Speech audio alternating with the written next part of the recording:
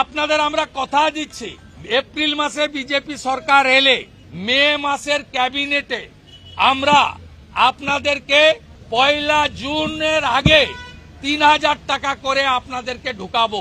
এটা তৃণমূল সরকার লক্ষ্মীর ভাণ্ডার 1000 টাকা থেকে 1500 টাকা করে দিল এবং 21 বছর বয়স থেকে 40 বছর বয়স যারা মাধ্যমিক পাশ করছে তাদের জন্য একটা ভাতা চালু করবে।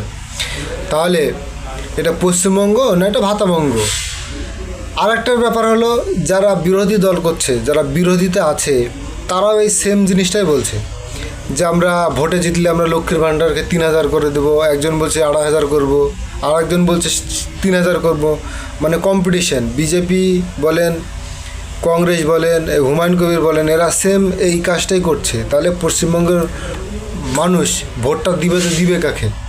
মানে যারা বিরোধী নেতা যে একটা কিছু আলাদা একটা কিছু করব, মানুষের জন্য কর্মসংস্থান করব, এটা নাই। মানে মানুষ ভিন রাজ্যে কাজ করতে যাচ্ছে, মার খাচ্ছে বাঙালি বলে, বাংলাদেশি বলে, এটা নেতারা দেখছে, দেখা সত্ত্বেও কর্মসংস্থানের লিয়ে কিছু করছে না, শুধু ভাতা বাড়িয়ে দিও। তাহলে মানুষ ভোটটা দিবে কাকে?